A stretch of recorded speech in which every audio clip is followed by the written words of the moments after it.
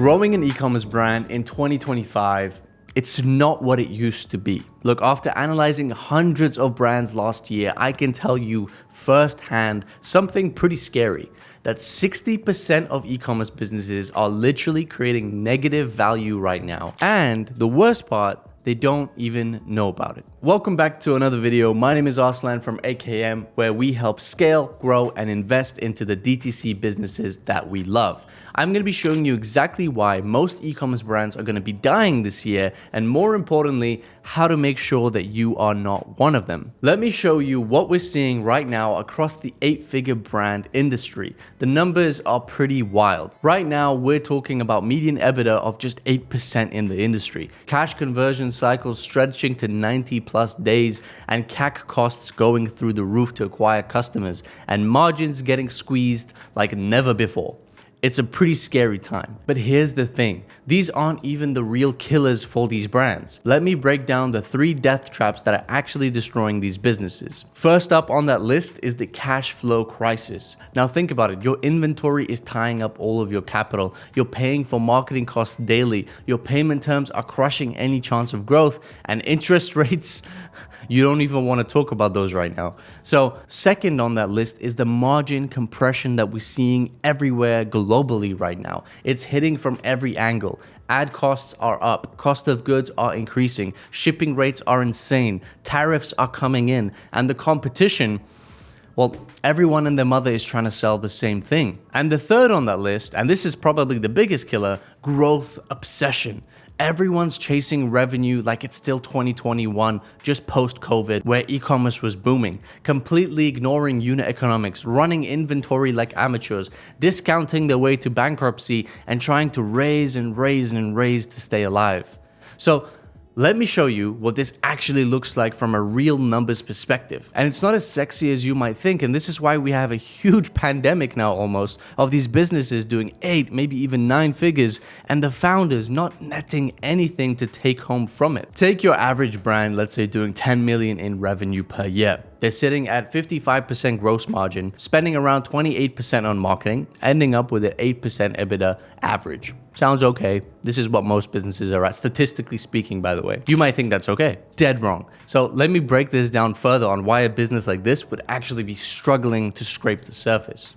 Because this is where it gets really interesting. You're paying for your inventory upfront, waiting 90 days to see that money again, paying Meta every single day or every 30 days if you have a credit line, and watching interest eat whatever is left. It's pretty brutal. Now, the crazy part about this is you would need about $1 million in working capital at all times just to keep that brand going. Not to grow, not to scale, but just to maintain.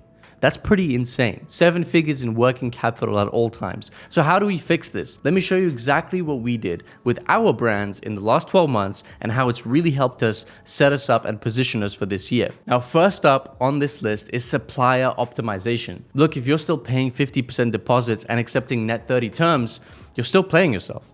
We need to get smarter here with our suppliers. I'm talking about better terms, lower MOQs, faster lead times. This isn't just negotiation, it's about survival, and every penny that you can save will go a long way. So check this out. We took one of our brands from a 50% supplier deposit down to 20. We pushed their terms from net 30 to net 90, and we cut their cash cycle almost in half. Therefore, their EBITDA jumped from 5% as a business to 15%. That's real money and real value gain for the business on an enterprise level.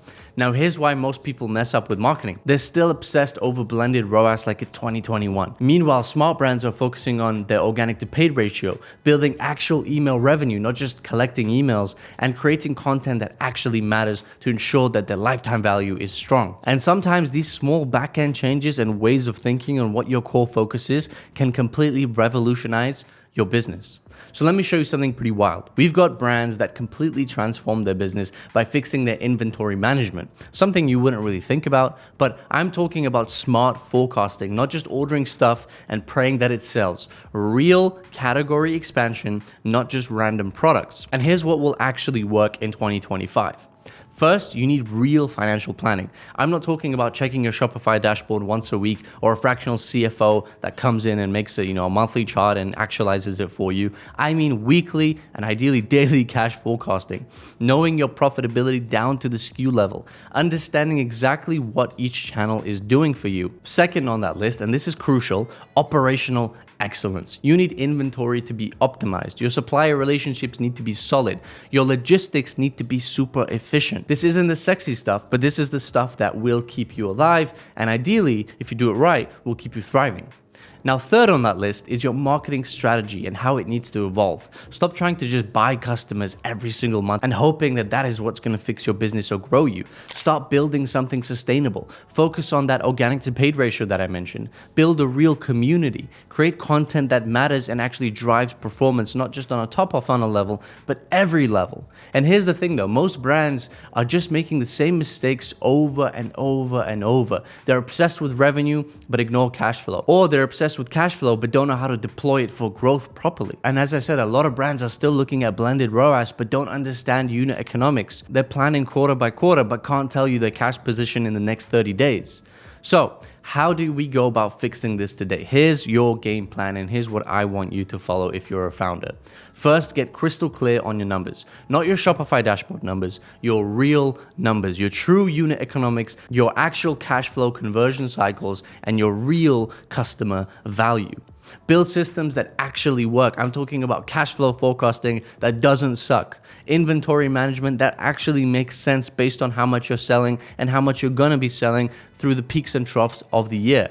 It's called 4-peak theory. If you haven't seen our video on it, make sure you go ahead and check it out right now. Supplier relationships that work for you, not against you. These are the things that you need to be thinking about. Then execute like your business depends on it, because it really does. And just because things might be going well, trust me, and I mean this, I've seen businesses go from really well to really bad in 30 days simply because they overlooked some of the things that I just mentioned. Things like weekly monitoring, monthly reviews, quarterly planning, daily actions and optimizations based on channel distribution. This isn't optional anymore. You have to do it because things are getting harder. And look, here's the bottom line. 2025 isn't about how much revenue you can generate. It's about how much cash you can actually keep.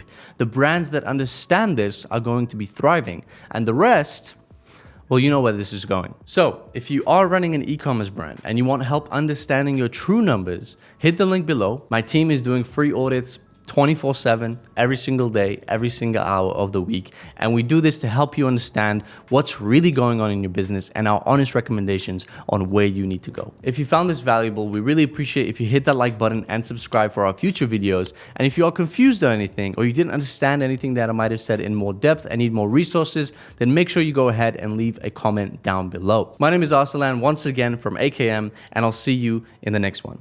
Ciao.